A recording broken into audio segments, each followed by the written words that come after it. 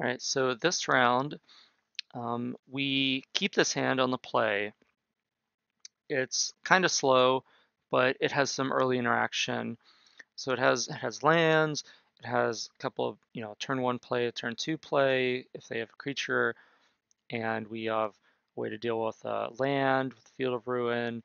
We have an end game plan if we flood a little bit. We have Sorin, and just let's top our deck, see what it does. We can't mulligan hands like this. So we're lead off with Inquisition, see what we're up against. Looks like it's Affinity. We take the plating out of this hand. We could talk about this play. So the hand that we see, let's see if I can pop this out. There we go. So this is what we see. This and cranial plating in the opener. And basically, my thinking is I don't really care about their mana development. I could take Mox Opal, but we're not really a deck that punishes you with tempo. So it's not like, oh, I can take their Mox Opal and slow them down and race them. Like that's not what our deck is about, and it's certainly not what our draw is about. So I'm not really trying to slow them down. I'm a type of deck that I just want to deal with all of your threats, like all the impactful cards that matter. Um, I want to just deal with them and just leave you on empty, where I've exhausted all of your threats. So that's our game plan against this deck. So Mox Opal is off the table. Springleaf Drum is off the table. It's between Cranial Plating and Master of Ethereum. And my thinking is I have Field of Ruin plus Fatal Push. So Field of Ruin can hit their Inkmoth Nexus whenever they play it. Hopefully they play it out at some point, so we can do that. And then, so that deals with the Inkmoth Nexus threat. And then that'll also trigger Revolt for the Fatal Push, which can then kill the Master. So that's why I took the Cranial Plating. I figure Cranial Plating makes every threat an immediate must answer. And so Cranial Plating is a pretty big threat that, I think it's important to deal with. Whereas a Master, we already have the answer in our hand. So it was a bit of a decision because if they draw another creature, then we only have one removal spell. So if we dealt with the Master first, then we could potentially just deal with the next creature with the Fatal Push. So I didn't think it was a slam dunk decision, but I think it was the right decision. So now they drew Ornithopter. So now they drum up the Master. They play the Mox. We draw a Wrath. So now our plan, we're thinking, maybe I don't want a Fatal Push. They play Ravager. So now I'm thinking I definitely don't want a Fatal Push. So I'm going to kill their land, though. And then I'm just going to... Oh, they drew a Plating, though. That's the problem. Okay, so now, like, if they didn't have the Plating as their final card in hand, so we don't need this anymore. So they drew the Plating. So they drew Ravager into Plating. And I was thinking, well, they play the Ravager just to make the Master bigger, no problem. And now they just attack us for, what is it, like 8 damage or something. And we're just going to take it and go to 10, and then they're going to have one card in hand or whatever. And we just untap and Day of Judgment them, and we still have this Fatal Push in our hand for their next threat. But since their last card was Cranial Plating, and they equip that to Ornithopter, and they're attacking us for 17, and we're at 18. So we could take it and go to 1 and Day of Judgment, and then be in good shape with the Fatal Push, but then we could attack with the Vent and go to 3, go up to 3, and then attack with the Vent again, go up to 5, and then play Sorin and start plussing. But that gives them a multiple turn window to draw a Galvanic Blast. And so my thinking is, do I want to use Fatal Push as a way to gain 10 life, basically? Because if we Fatal Push the Ornithopter here, we take, instead of taking the 9 damage from the Ornithopter, we take 0 because it's dead. And then it also shrinks the Master by 1 because we're getting Ornithopter off the battlefield, so there's 1 less artifact. So we're basically gaining 10 life if we cast Fatal Push on the Ornithopter here. And my thinking is, yes, it's better. So we go to 11. I'd rather be at 11 with no Fatal Push in hand, as opposed to 1 with the Fatal Push in hand in this spot. So I don't want to die to a Galv Blast. And so I cast the Fatal Push on the Ornithopter. Or no, on the Master, because I already triggered Revolt. So it's really not much different.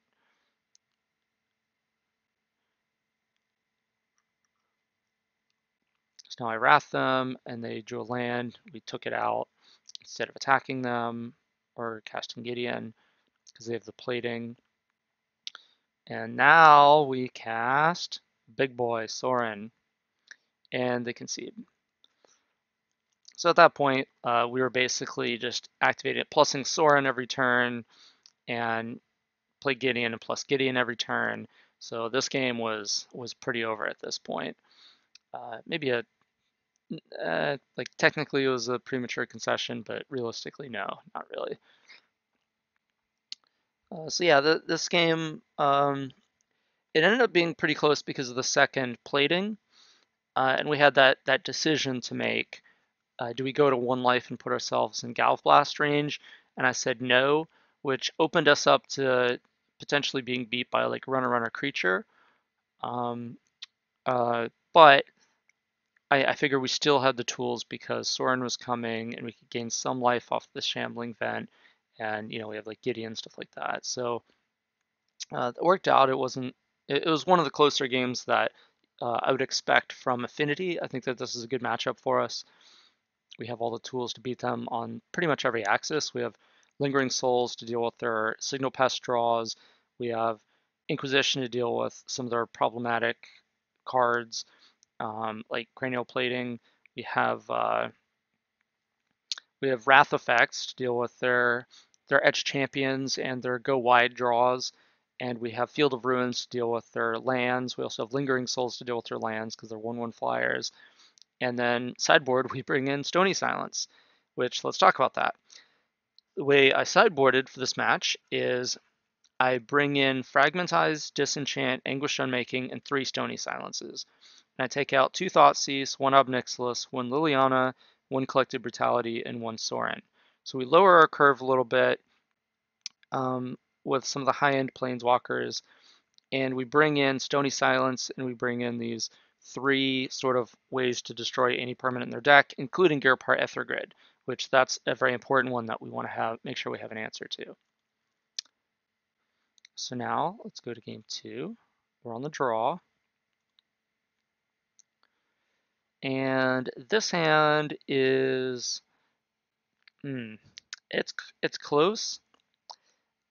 We have the Inquisition, then we have Collected Brutality to kill their first turn creature, so it's kind of reasonable. And the Field of Ruin can turn into white mana, but I think we have just a lot of draws that are just good. Like that is not a good draw against them. It's like borderline acceptable. Like if things work out and like we draw the lands we need, then it's a good game. But I think that that's okay to keep hands like that in matchups that are not very good matchups. But when you're a favorite, and I think we're a pretty heavy favorite in this matchup, especially post board, I don't think you want to keep hands that are just like okay and need lands to get there. I think you just ship it back and go to 6 and scry. And which I think we kept a better hand. So we scryed, or we I don't know what we scryed, but we on the draw a hand with Stony Silence and a Plains means we just need to draw a land at any point, and that'll give us a ton of breathing room because then we can even cast Lingering Souls. So Stony Silence is going to shut down most of their draws, and even if they have an answer to our Stony Silence, say with like a Spell Pierce or a Thoughtseize or something like that, or a Nature's Claim, we have a backup. So their go wide plan, or not, I'm sorry, not their go wide plan, but their reliant artifacts with like Steel Overseer plan, Ravager plan, use my artifact mana, Cranial Plating plan. Like none of those plans are going to work against this hand. Their only plan to work against this hand is like the Signal Past Fault Scourge Memnite hand, and with Lingering Souls to combat that plan. So that's why this hand I think is a good hand. And they did have the go wide hand. We scried the vent to the top, which is a good hand. Now Overseer is going to get shut down by this Stony Silence. They didn't have the immediate answer to it, so they're just going wide. We play Lingering Souls, trade,